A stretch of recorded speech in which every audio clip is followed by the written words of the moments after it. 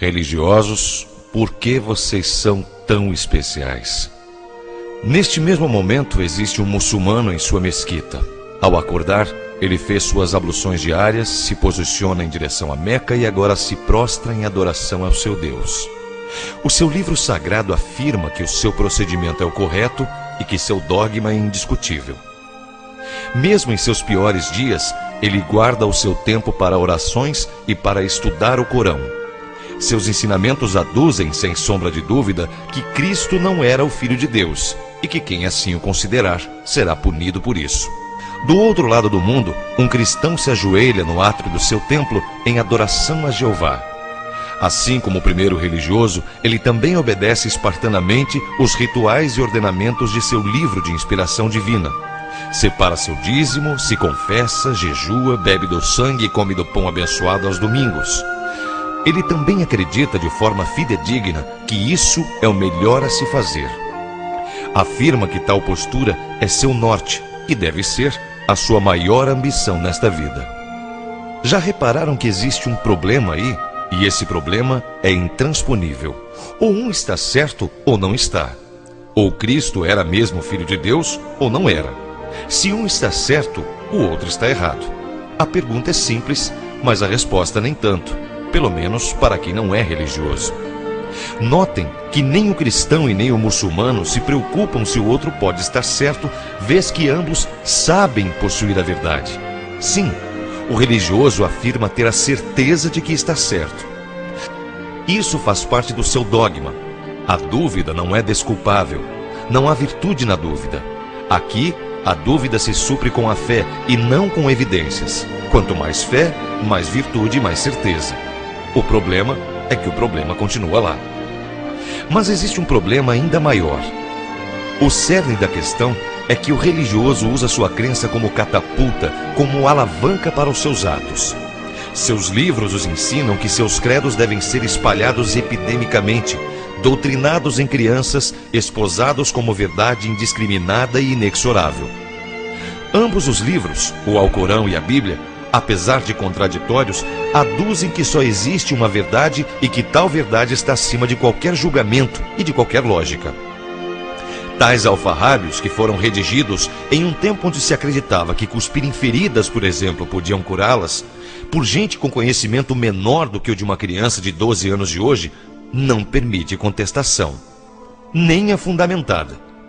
Existe o pretexto e a argumentação de que seus textos contêm instruções transmitidas pelo Criador e Senhor Supremo, e para eles, isso parece ser suficiente. Ambos os deuses, o muçulmano e o cristão, são invisíveis, imóveis, omissos, vingativos, oniscientes, inescrutáveis. Ambos os deuses possuem crimes em suas costas, tragédias em seus espólios. Ambos os deuses te ordenam que creia, que engula sem água, que se ajoelhe. Ambos os deuses te comandam para que se entregue e afirmam que resistir é inútil e até perigoso. Assim como a embalagem de cereal e o ovo de chocolate recheado, eles prometem prêmios secretos. Secretos, pois nunca ninguém os viu. Não se conhece ninguém que tenha descontado o cheque. Quanto mais consumo do produto, maior a possibilidade de conseguir o prêmio eterno em uma loteria divina, onde a punição por não se acertar os 6 números é, claro, a tortura eterna. Mas quem disse que o cristão se preocupa se o muçulmano achou um regramento mais inteligente? Quem seria tolo de apostar que o islâmico ficou sem dormir ou comer suas tâmaras por conta da regra de ouro? Isso não é relevante. Apesar da pergunta restar de pé, exigindo ser respondida e causando recorrentes perdas para a humanidade, a questão escarva pronta para começar a atacar e destruir a tudo, tal qual um búfalo em uma loja de porcelana. E essa pergunta é: quem possui a verdade? Qual dogma realmente possui impressões oriundas do hálito celestial? Me diga você que é religioso, isso não te preocupa? Ironicamente, você ainda não se deu conta de que pode parar no inferno de outro Deus?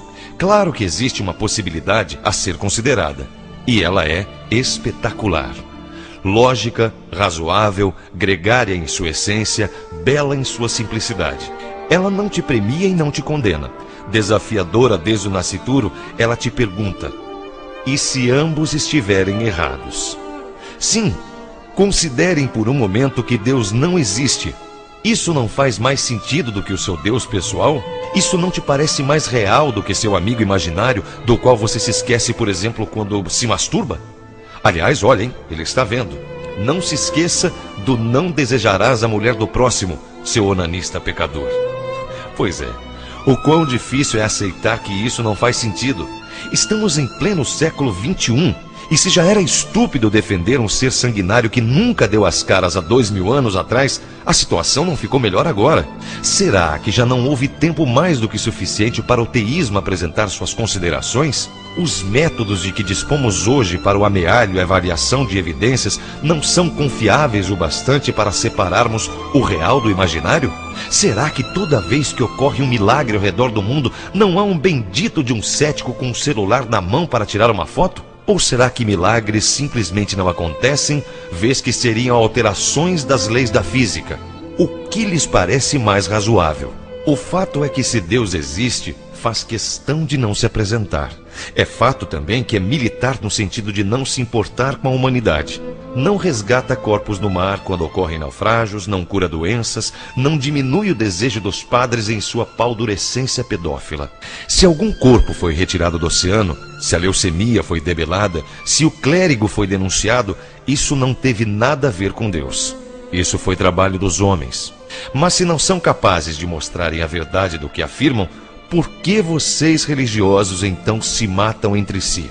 Por que os seus livros são apresentados como se fossem o que existe de mais nobre e moral já escrito ao longo da história? Por que os comparam, os bradando no ar, como se medissem, por exemplo, o tamanho do próprio pau? Por que vocês os usam para dizer que sua fé é maior e que sua mensagem é mais poderosa?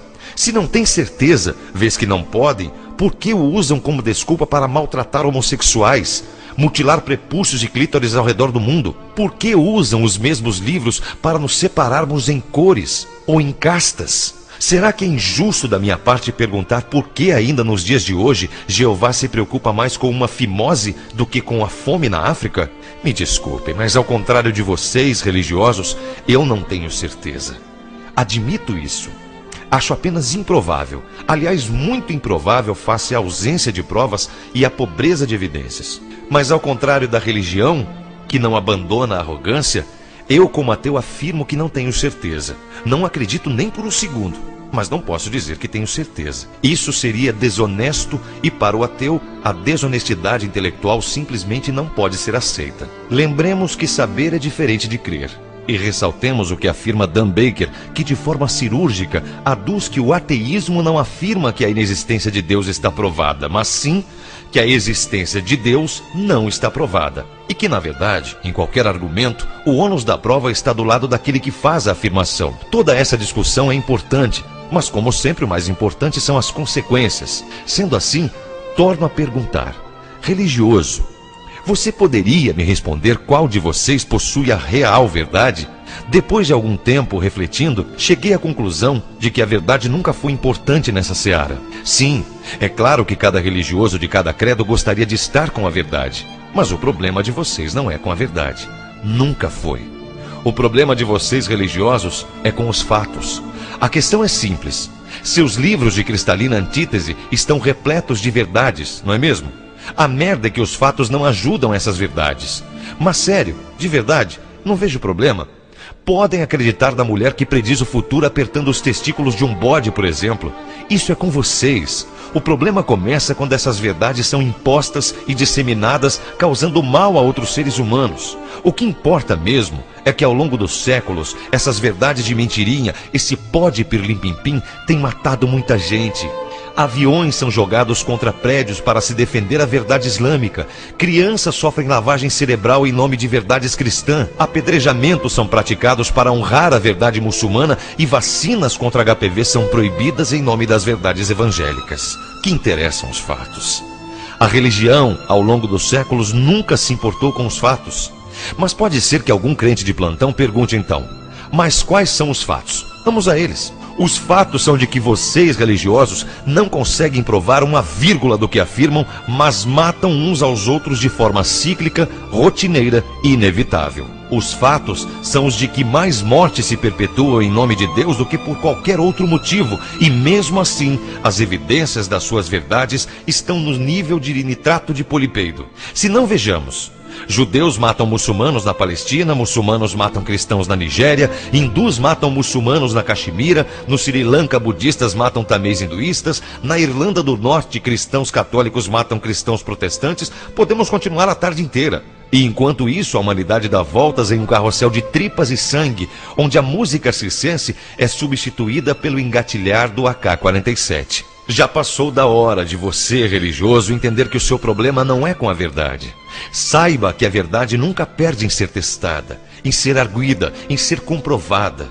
Não. A partir de agora, você, religioso, saiba que seu problema, amigo teísta, não será mais em ser cobrado em sua verdade. Pedir a você responsabilidade sobre suas verdades seria errado de nossa parte.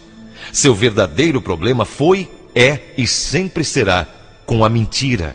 Daqui para frente, lembre-se de que a cada sessão de descarrego, a cada unção não atendida, a cada milagre não comprovado, a cada batina manchada de sêmen e vergonha, a cada homossexual espancado com a bênção de Levítico e Deuteronômio, a cada negro colocado de lado em função de sua cor, a cada mensagem mediúnica de revista Caras, a cada despacho não aceito pelo santo, a cada criança enfibulada, a cada cápsula deflagrada e que atingir a cabeça de outro ser humano de fé como você, em nome de seu Deus e da sua verdade, nós ateus vamos estar lá para te lembrar.